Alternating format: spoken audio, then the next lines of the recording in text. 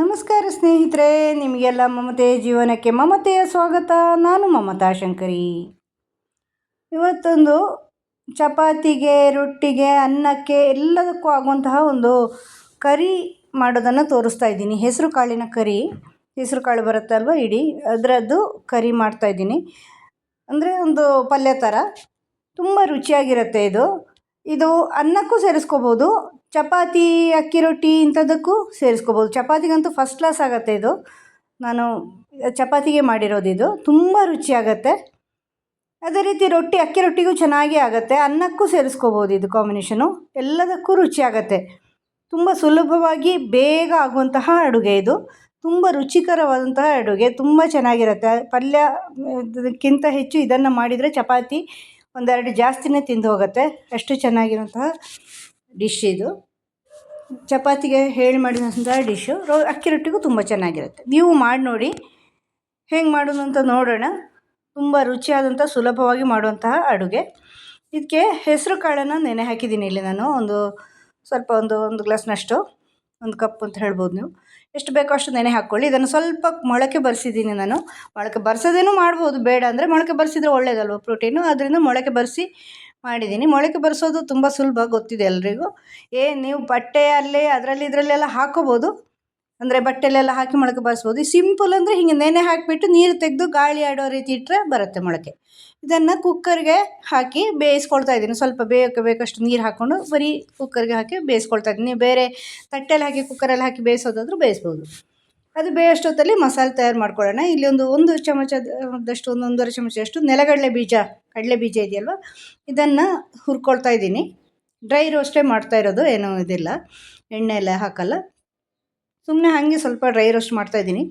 ಸರಿಯಾಗಿ ಹುರಿಬೇಕು. ಮತ್ತು ಅದರ ಸಿಪ್ಪೆ ತೆಕ್ಕೋಬೇಕಾಗತ್ತೆ. ಅದನ್ನು ಚೆನ್ನಾಗಿ ಹುರಿದ್ಬಿಟ್ಟು ಇದನ್ನು ಸಿಪ್ಪೆ ತೆಗೀರಿ ಪೂರ್ತಿ ಕೈಯಿಂದ. ಸೈಡಲ್ಲಿ ಇಟ್ಟಿರ್ತೀನಿ. ಈಗ ಇದಕ್ಕೆ ಒಂದು ಸಣ್ಣ ಒಂದು ಕಪ್ಪಿನಷ್ಟು, ಅಂದರೆ ಒಂದು ಅರ್ಧ ಕಪ್ಪಿನಷ್ಟು ಕೊತ್ತಂಬರಿ ಸೊಪ್ಪು, ಆಮೇಲೆ 2 ಒಣಮೆಣಸು, 1 ಹಸಿಮೆಣಸಿನ್ಕಾಯಿ, ಆಮೇಲೆ ಒಂದು 4-5 ಬೆಳ್ಳುಳ್ಳಿ ಹೆಸಳು, ಆಮೇಲೆ ಒಂದು ಶುಂಠಿ, ಇಷ್ಟು ತಗೊಂಡಿದ್ದೀನಿ. 2 ಒಣಮೆಣಸು ತಗೊಂಡಿದ್ದೀನಿ.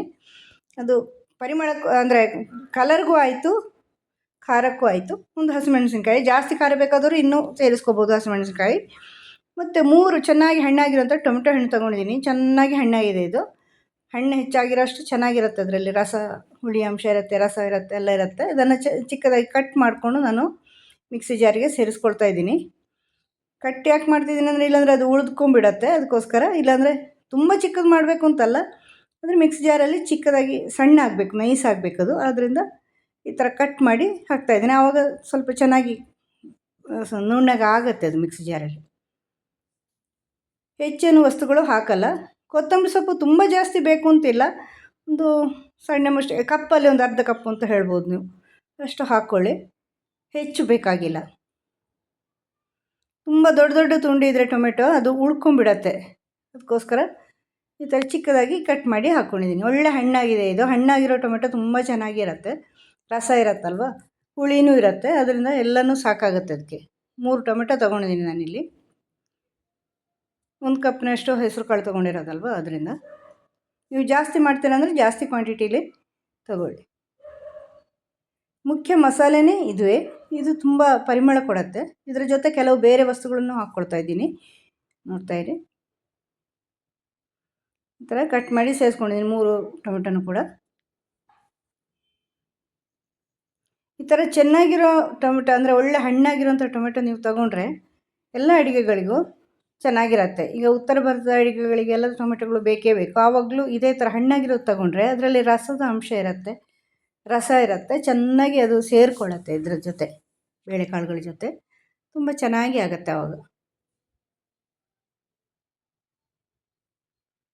ಈ ಥರ ಸಾಧ್ಯ ಆದಷ್ಟು ಚಿಕ್ಕಕ್ಕೆ ಹಿಂಗೆ ಕಟ್ ಮಾಡಿದರೆ ಇದು ಬ್ಲೇಡಿಗೆ ಸಿಕ್ಕಿ ಸಣ್ಣ ನುಣ್ಣಗಾಗುತ್ತೆ. ಇಲ್ಲಾಂದರೆ ಬ್ಲೇಡಿಗೆ ಸಿಗಲ್ಲ ಅಂತ ನಾನು ಆ ಥರ ಮಾಡಿರೋದು. ಹೀಗೆ ಇದಕ್ಕೆ ಉಳಿದಿರೋ ಪದಾರ್ಥಗಳನ್ನು ಹಾಕ್ಕೊಳ್ಳೋಣ.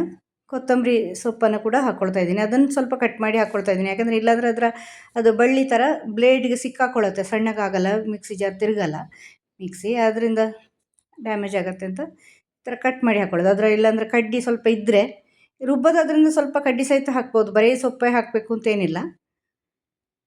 ಅದು ಬ್ಲೇಡಿಗೆ ಸಿಕ್ಕಾಕೊಳ್ಳುತ್ತೆ, ಅದಕ್ಕೆ ಕಟ್ ಮಾಡಿ ಹಾಕ್ಕೊಂಡಿರೋದು ಅಷ್ಟೇ. ಈಗ ಹಸಿಮೆಣಸು ಹಾಕ್ಕೊಳ್ತಾ ಇದ್ದೀನಿ. ಖಾರ ಆದರೆ ಖಾರ ಬೇಕು ಅಂದರೆ ಇನ್ನೊಂದು ಎಕ್ಸ್ಟ್ರಾ ಹಾಕ್ಕೊಳ್ಳಿ. ಕೆಲವು ಜನ ತುಂಬ ಖಾರ ತಿನ್ನೋರು ಇರ್ತಾರೆ, ನಾವೆಲ್ಲ ಅಷ್ಟು ಖಾರ ತಿನ್ನಲ್ಲ.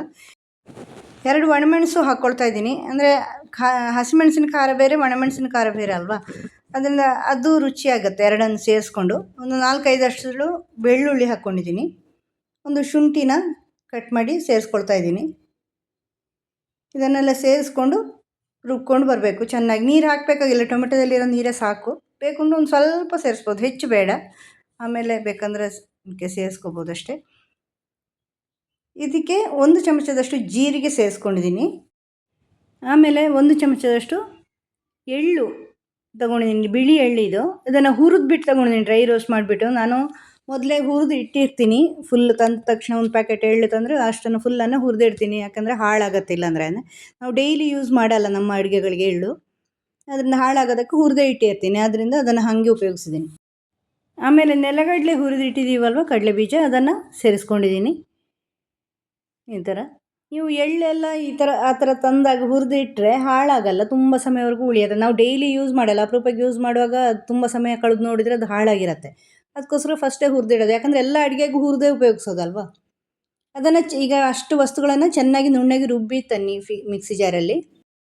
ಈಗ ಒಂದು ಬಾಣಲೆ ಇಟ್ಟು ಅದಕ್ಕೆ 1 ಸೌಟಿನಷ್ಟು ಎಣ್ಣೆ ಹಾಕ್ಕೊಂಡಿದ್ದೀನಿ ಕಾಯೋಕ್ಕೆ. ಎಣ್ಣೆ ಬಿಸಿ ಆಗಲಿ. ಎಣ್ಣೆ ಬಿಸಿ ಆದಾಗ ಇದಕ್ಕೆ 1 ಚಮಚದಷ್ಟು ಜೀರಿಗೆ ಹಾಕ್ಕೊಳ್ತಾ ಇದ್ದೀನಿ. ಈ ಥರ ಜೀರಿಗೆ ಸಿಡಿಯುತ್ತೆ, ಬಿಸಿ ಎಣ್ಣೆ ಇರೋದ್ರಿಂದ ಬೇಗ ಆಗುತ್ತೆ. ಈ ಥರ ಮಿಕ್ಸ್ ಮಾಡ್ಕೊಳ್ಳಿ ಚೆನ್ನಾಗಿ. ಸಿಡಿಯೋರಿಗೆ ಸಿಡಿಯುತ್ತೆ ಬೇಗ, ಎಣ್ಣೆ ಬಿಸಿರೋದ್ರಿಂದ. ಒಂದು ಸ್ವಲ್ಪ ಕರಿಬೇವಿನ ಸೊಪ್ಪು ಹಾಕ್ಕೊಂಡಿದ್ದೀನಿ, ಒಂದು ಸಣ್ಣ ಕಡ್ಡಿಯಷ್ಟು. ಆಮೇಲೆ ಇದಕ್ಕೆ ಸಣ್ಣಗೆ ಹೆಚ್ಚಿರುವಂತಹ ಈರುಳ್ಳಿ ಹಾಕ್ಕೊಂಡಿದ್ದೀನಿ. ಚಿಕ್ಕದಾಗಿ ಹೆಚ್ಚಿಬಿಟ್ಟು ಹಾಕಿದ್ದೀನಿ ನಾನಿಲ್ಲಿ. ಒಂದು ಮೀಡಿಯಮ್ ಸೈಜ್ ಈರುಳ್ಳಿ ಇದೆ, ಅದನ್ನು ಹಾಕ್ಕೊಂಡಿದ್ದೀನಿ. ಈರುಳ್ಳಿ ಮೆತ್ತಗಾಗೋವರೆಗೂ ಅದನ್ನು ಫ್ರೈ ಮಾಡ್ಕೊಳ್ಳಿ. ಈ ಥರ ಹುರಿದ್ಕೊಳ್ಳಿ ಕೆಂಪಗಾಗೋವರೆಗೂ. ಸಿಮ್ಮಲ್ಲಿ ಉರಿ ಚಿಕ್ಕದಾಗಿ ಇಲ್ಲಿ ಹೈ ಫ್ಲೇಮ್ ಮಾಡೋಕ್ಕೆ ಹೋಗಬೇಡಿ, ಸೀದು ಹೋಗುತ್ತೆ. ಚಿಕ್ಕ ಉರಿಲೇ ಮಾಡ್ಕೊಳ್ಳಿ. ಆದಷ್ಟು ಚಿಕ್ಕ ಉರಿಲೇ ಹೆಚ್ಚಿನ ಅಡುಗೆಗಳು ಆಗುತ್ತೆ. ತಪ್ಪಿದರೆ ಮೀಡಿಯಮ್ ಉರಿ ಮಾಡ್ಕೊಳ್ಳಿ, ಹೈ ಫ್ಲೇಮಲ್ಲಿ ಮಾಡೋಕ್ಕೆ ಹೋಗ್ಬೋದು, ಬೇಗ ಸೀದೋಗುತ್ತೆ. ಅದರಿಂದ ಈ ಥರ ಸಿಮ್ಮಲ್ಲಿ ಇಟ್ಕೊಂಡು ಮಾಡಿ, ಬೇಗ ಆಗುತ್ತೆ. ಒಂದು ಸರಿ ಬಿಸಿ ಆದಮೇಲಂತೂ ಆಗುತ್ತೆ. ಈ ಥರದ ಸ್ಟೀಲ್ ಬಾಣಲೆಲ್ಲ ಇದ್ದರೆ ಬೇಗ ಆಗುತ್ತೆ, ಅದು ಸ್ವಲ್ಪ ಬೇಗ ಬಿಸಿ ಆಗುತ್ತೆ. ಅದರಿಂದ ಇಲ್ಲಾಂದರೆ ಸೀದು ಹೋದಂಗೆ ಆಗುತ್ತೆ. ಇದಕ್ಕೆ ಉಪ್ಪು ಹಾಕ್ಕೊಳ್ಳೋಣ ಈಗ ರುಚಿಗೆ ತಕ್ಕಷ್ಟು. ಈರುಳ್ಳಿಗೆ ಬೇಕಾದಂಗೆ ಹಾಕ್ಕೊಳ್ಳಿ, ಆಮೇಲೆ ಸಾಕಾಗುತ್ತೆ. ಬೇಕು ಅಂದರೆ ರುಚಿ ನೋಡಿಕೊಂಡು ಆಮೇಲೆ ಮಾಡಿ. ಈರುಳ್ಳಿಗೆ ಎಷ್ಟು ಬೇಕೋ ಅಷ್ಟು ಹಾಕಿದರೆ ಸರಿ ಆಗುತ್ತೆ. ಅದು ಮಿಕ್ಸ್ ಮಾಡ್ಕೊಳ್ಳಿ ಚೆನ್ನಾಗಿ.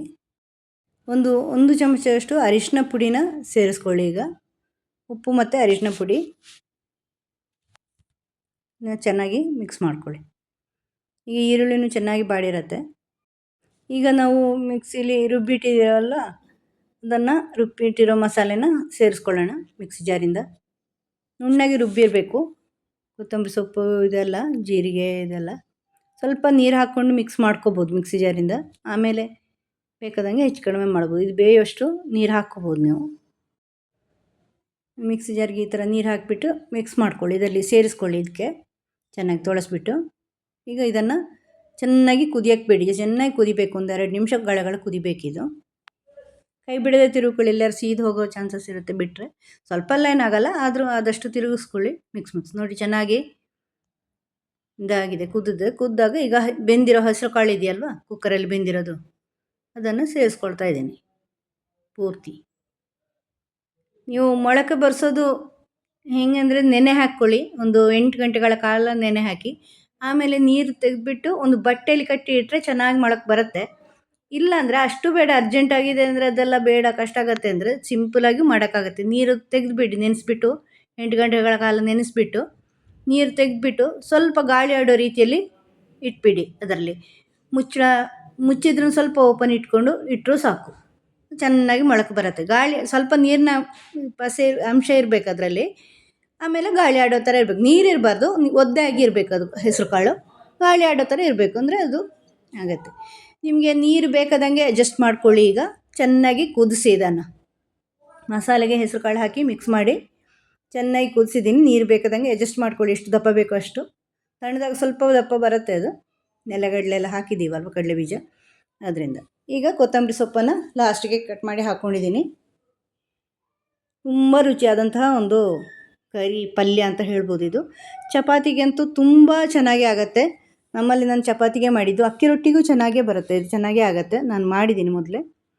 ಅನ್ನಕ್ಕೂ ಸೇರಿಸ್ಕೋಬೋದು ನೀವು, ಅನ್ನಕ್ಕೆ ಸೇರಿಸೋ ಥರನೂ ಇದೆ ಇದರ ರುಚಿ. ಅದರಿಂದ ನೀವು ಯಾವುದಕ್ಕೆ ಬೇಕೋ ಹೆಂಗೆ ಬೇಕೋ ಹಂಗೆ ಮಾಡ್ಬೋದು. ಮನೇಲಿ ಚಪಾತಿ ಮಾಡಿದಾಗ, ಅಕ್ಕಿ ರೊಟ್ಟಿ ಮಾಡಿದಾಗ ಮಾಡ್ಬೋದು. ಅನ್ನಕ್ಕೂ ಬೇಕು ಅಂದರೆ ಮಾಡ್ಬೋದು. ಮಕ್ಕಳು ತಿಂತಾರೆ, ತುಂಬ ಇಷ್ಟಪಟ್ಟು ತಿಂತಾರೆ. ಆರೋಗ್ಯಕ್ಕಂತೂ ಒಳ್ಳೆಯದು. ಕೇಳಲೇಬೇಡಿ, ಮೊಳಕೆ ಬರಿಸಿದ ಕಾಳು ಪ್ರೋಟೀನು. ನಿಮಗೆ ವಿಡಿಯೋ ಇಷ್ಟ ಆದರೆ ಲೈಕ್ ಮಾಡಿ, ಶೇರ್ ಮಾಡಿ. ಮುಂದಿನ ವಿಡಿಯೋದೊಂದಿಗೆ ಭೇಟಿಯಾಗೋಣ. Thank you.